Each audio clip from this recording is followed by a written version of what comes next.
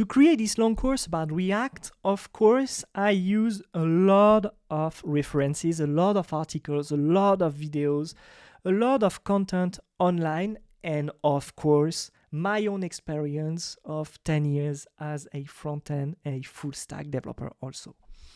Okay, so reacthandbook.dev is the first reference I want to talk about in this course. On React Handbook, you can actually have a lot of documentation and explanation on how to build production-ready React applications, okay?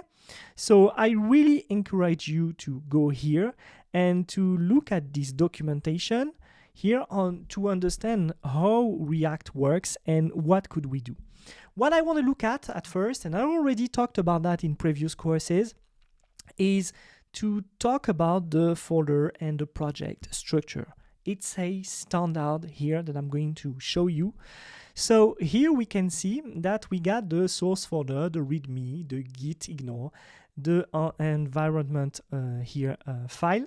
So what I'm going to do, I'm just going to come back here and put my code here on the right, and we're going to have the example on the left also. Okay, so here we can see that I got all my files and folder, and if I look at it here, I got the source. So I got the README, the git ignore, the env file, and the ts config. Here we don't got TypeScript, but probably no, for sure we're gonna do it later in another lesson.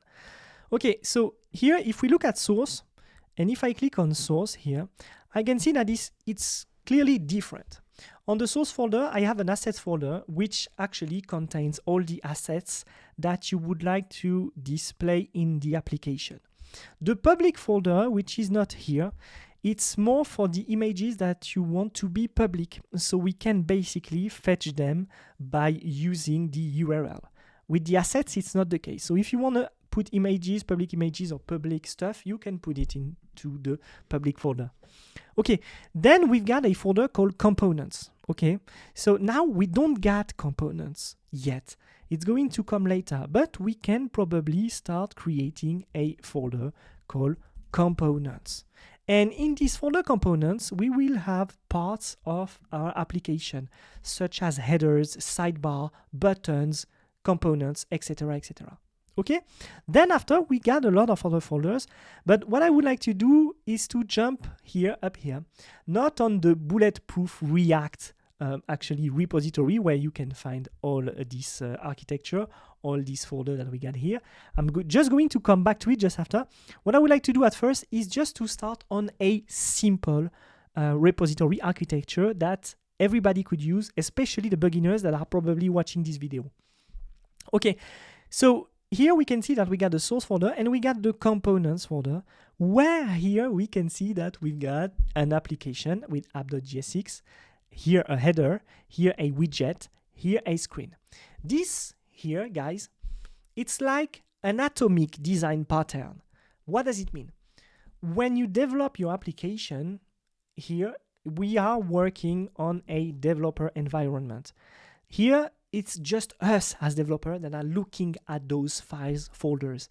So the user will never see that. The user will basically just look at the application and he will not even know that it's a component or whatever. You just want to use the application for a purpose, okay? So the thing is that if it's us who are working here, let's make it like our home. Let's just work on folders that we can understand and easily find when we got an error to debug. Because this is the main topic. What we would like to have is an architecture that we can understand and read really fast and really easily. We don't want to spend time looking at files, reading here line by line, where did I make a mistake and stuff. So here, this is a good practice to separate your app actually in several components. We're going to see that in the component lesson. And we can see that we got a component for that. Then we've got a helper folder. And this helper folder, I think we can create it right away.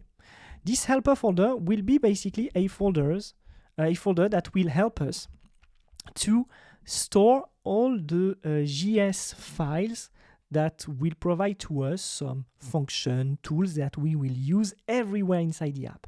Because of course with JavaScript, we can import, export modules, and probably those modules, we would like to put them into the helpers. Then we've got the hooks, and the hooks folder, for sure, we are going to create it. I'm going to type here the hooks. The hooks folder here, it's going to be really specific. Here, the hooks are basically like helpers, function that we can use, but they are integrated in a different workflow. We're going to see that in another video. So here, we've got a basic, really basic React structure, React architecture folder here that we could use if we would like to create a simple React application just to start.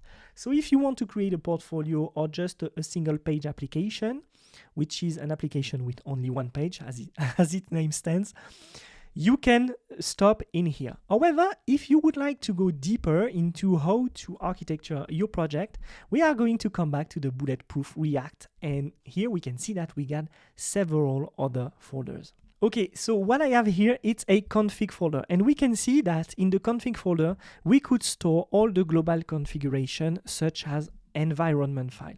So if I go here and I create my config folder, I can see suddenly that I got an icon. I could have, for instance, my env.example. Most of the time, me personally, I put it at the root of the project, but that's a possibility. So we could add this config folder. We have here a feature, and here we got awesome feature folder with several other features. It's a more complex architecture here, so I'm not going to stand on this. This is probably possible for you to use, but here that's good. The hooks, we already talked about that. We have the lib folder, which is basically like the helper. So what would be the difference? Well, basically for me, there is no several difference between lib and helpers. Basically in the library, I store files like my Supabase client, my AppWrite client, my Firebase client, and this has no place in helpers folder. Then we got the providers, and we're going to see also that the providers are playing a big role in React applications. Basically, we can wrap our application into providers to fulfill, to give a state, to give some application access globally inside our app. We got the roots folder, and here it's going to be an interesting one because, of course, there's some point of the course where we are going to use the React router and we will need to create roots. What are roots? It's basically different pages. So right now our app is only one page, but later we want to be able to go to /dashboard /user and /Guillaume, okay? And to do that, we will need to use the router and to create roots. So we definitely need this folder root. Then we got the stores folder. So the stores, it's when you want to use global stores. I'm going to give you some examples in future lesson. We are able to use some stores to just share the state. So just a quick example. Here I'm going to come back here and put it full screen. Here we can see in my application.jsx, there we go, that we got the state, and this state, it's the count, and when I click on the count, it's increasing, okay? So basically, probably we would like to share this count in all our application.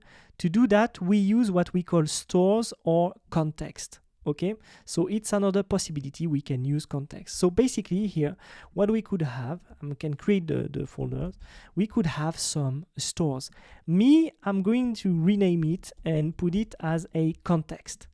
That's what I'm calling context. We can see that we can use context.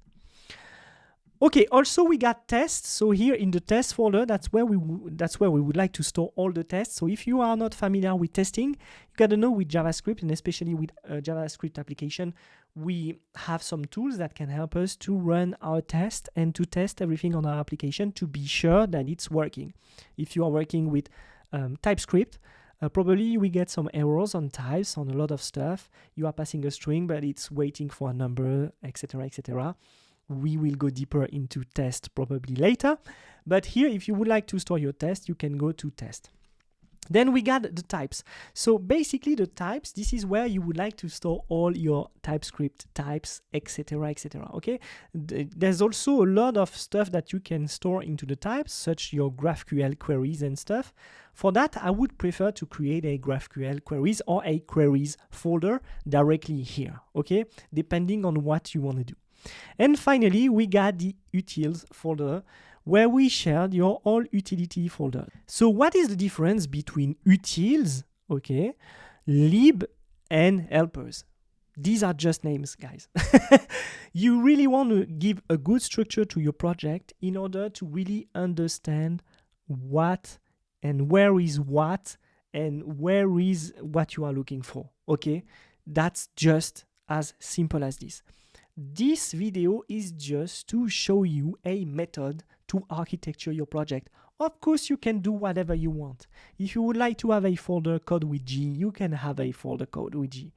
But the idea is to put some organization into your React application to jump easily from a topic to another, from a file to another. All right? Another question that is asked really often is, where do I store my style sheet, my CSS, SCSS? Well, here we can see that at the root you get CSS and JS6 on the same level, a bit like Angular does. You can totally do that if you want. Into your components, you can construct, deconstruct JavaScript with CSS there. It's going to be fine. It's up to you to organize yourself as you want.